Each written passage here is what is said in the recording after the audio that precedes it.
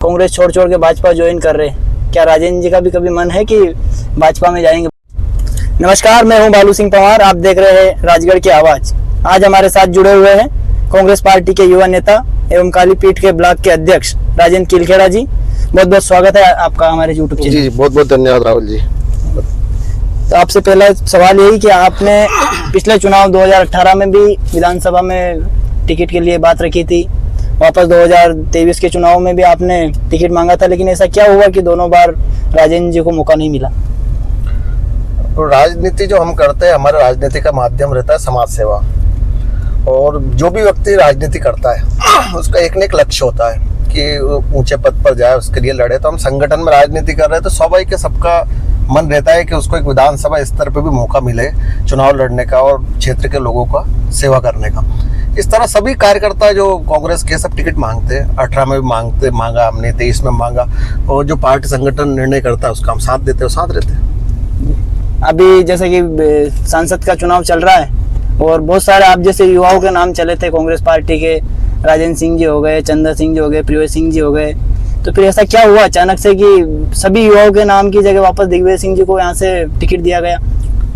मैंने आपसे पहले ही कहा है कि पार्टी में जो टिकट बंटवारा और टिकट का निर्णय है हमेशा हमारा शीर्ष नेतृत्व करता है। कमेटी बनी हुई है और सर्वे होते हैं, उसके आधार पर टिकट का निर्णय होता है। और आप कह रहे हो कि सबका नाम चला युवा उम्मीदवार का। कांग्रेस ने मध्य प्रदेश में बहुत सारी जगह युवा चेहरों को मौका दिया है। रही राजगढ़ लोकसभा के बाद तो दिग्विजय सिंह हम सबके नेता है, राष्ट्रीय स्तर के नेता है। वो खुद अगर चुनाव लड़ना है तो सबसे अच्छी बात है, और सबसे अगर युवा आज के समय पर माना जाए तो दिग्विजय सिंह जी है, क्योंकि दिग्विजय सिंह जी ने जो चुनाव जो युवा 21 साल का युवा नहीं कर सकता, वो दिग्विजय सिंह ने करके दिखाया कि पूरे विधानसभाओं में, लोकसभा क्षेत्र के सभी विधानसभाओं ने एक एक दिन की पदयात्रा करी 77 साल की उम्र में, और लगभग 40 डिग्री के टेम्परेचर में उनने पदयात्राएं करी। तो कहाँ से बुजुर्ग हो गए? एक युवा ही कर सकता है, और युवा है दिग्विजय सिंह जी, विचारों से युवा है। वो युवा है, लेकिन क्या ऐसा तो नहीं कि यहाँ वाले नेताओं ने मना कर दिया कि हम चुनाव नहीं लड़ेंगे? ऐसा तो नहीं है कहीं? नहीं, हमेशा पार्टी का निर्णय होता है, वो सब हम नेता मानते हैं, और हमारे नेता आदरणीय राय साहब दिग्विजय सिंह जी वो जो निर्णय लेते सब मांगते। शीर्ष नेतृत्व ने आदरणीय दिग्विजय सिंह जी को लड़ाया तो हम सब एकजुट होकर उनको जिताने में लगे, और हम सब कांग्रेस पार्टी है कि अवश्य लोकसभा जीतेंगे हम। तो आप भी रोज लगातार उनके साथ फील्ड में घूम रहे, तो क्या लगता है आपको कैसा क्या चुनाव का कैसा माहौल रहेगा इस बार? हम दिग्विजय सिंह जी के साथ भी फील्ड में घूम रहे हैं, और हमें अपने अपने क्षेत्रों में भी घूमने का कहा गया, तो वहाँ घूम के हर पोलिंग स्तर पे जा रहे हैं। माहौल कांग्रेस के पक्ष में है।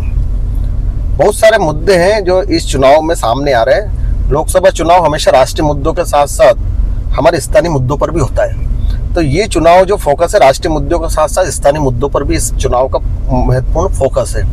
हम पूरे क्षेत्र में हर जगह हम युवा लोगों के बीच में जा रहे हैं, महिलाओं के बीच में जा रहे हैं, आदिवासियों के, दलित के, सब लोगों के हम बीच में जा रहे हैं। तो पूर्णतः में लग रहा है कि कांग्रेस के पक्ष में राजगढ़ लोकसभा का माहौल है, और कहीं न कहीं रोडमल नागर से जनता असंतुष्ट है, उसका फायदा हमें मिलेगा, और कांग्रेस से निश्चित तौर पर राजा साहब की और कांग्रेस पार्टी की जीत होगी। जैसा आपने बताया कि आपको भी काम मिला हुआ है, तो क्या अलग अलग क्षेत्र में ऐसा क्या बताया गया, कुछ लालच दिया गया कि आपको विधानसभा दिया जाएगा, आप काम कीजिए, अच्छे वोट आपके क्षेत्र से मिलेगा, तो ऐसा कुछ लालच दिया गया है दिग्विजय सिंह की तरफ से? देखो, राजनीति में कभी लालच नहीं दिया जाता है। राजनीति में जो जिम्मेदारी दी जाती है वो निभानी पड़ती है। हमें संगठन के माध्यम से, आज मैं ब्लॉक अध्यक्ष हूँ तो मेरे ब्लॉक में मेरे को जिम्मेदारी मिली है, वो पूर्णतः निभाने के लिए तैयार है। जिला अध्यक्ष जी को उनकी जिम्मेदारी है, युवक कांग्रेस अध्यक्ष जी को उनकी जिम्मेदारी है, NSY अध्यक्ष जी को उनकी जिम्मेदारी है। तो हमारे संगठन में जिम्मेदारी बटी हुई है, और अपने अपनी जिम्मेदारियों से जहाँ हमारा क्षेत्र है उसके बाहर भी अगर हमारा प्रभाव है तो हम वहाँ जाके संपर्क कर रहे हैं और ये कर रहे हैं। इसमें लालच की कोई बात नहीं। राजनीति में लालच शब्द आने ही नहीं चाहिए। राजनीति में जिम्मेदारी और भूमिका रहती है। तो क्या लगता है किस मुद्दे पे चुनाव लड़ रही है कांग्रेस इस बार राजगढ़ का? राजगढ़ का और पूरे देश का मुद्दा है बढ़ती हुई महंगाई, बेरोजगारी, महिलाओं को उनको अधिकार नहीं मिलना, आदिवासी मजदूर वर्ग है उनको अधिकार नहीं मिलना। आज आप देखिए महंगाई चरम स्तर पर है पूरे देश में। साथ साथ हम राजगढ़ लोकसभा की बात करें तो महंगाई की क्या स्थिति है, और हमारे प्रमुख मुद्दे अगर स्थानीय देखे जाए तो हमारे 2-3 प्रमुख मुद्दों पर हम चुनाव लड़ रहे हैं कि भारतीय जनता पार्टी मध्य प्रदेश की सरकार ने इस चुनाव में वादा किया था कि किसानों का गेहूं 2700 रुपये प्रति कुंटल हम खरीदेंगे, मगर आज 2275 प्रति कुंटल वो खरीद रहे हैं, और 125 रुपए का उन्होंने बोनस देने का कहा था, मगर आज आप रसीदें देखे जो सोसाइटीज दी जा रही है तो उन्हें 2275 की दी जा रही है, उनके खाते में 2275 रुपए आ रहे हैं। एक महत्वपूर्ण मुद्दा है महिलाओं को, जब उन्हें लाडली बहना योजना में 3,000 रुपए का उन्होंने कहा था और आज भी वो 1250 पे 1500 पे अटके हुए हैं, तो 3,000 उनको देना चाहिए। कहीं ना कहीं भारतीय जनता पार्टी ने जो कहा उससे मुकर रही है, तो निश्चित ही नीचे की जनता भी उनको सबक सिखाएगी और उनके खिलाफ माहौल बनाएगी और राजा साहब को जिताएगी।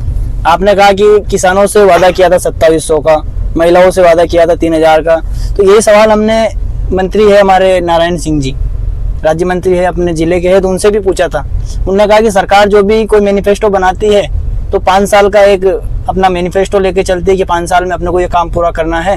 तो उसी आधार पर हमने 5 साल के लिए कहा है कि हम किसानों को 2700 रुपये में हम गेहूँ खरीदेंगे 5 साल के अंदर, महिलाओं को हम 3,000 रुपये देंगे, लेकिन वो 5 साल का मैनिफेस्टो है, सब काम धीरे धीरे पूरे होंगे।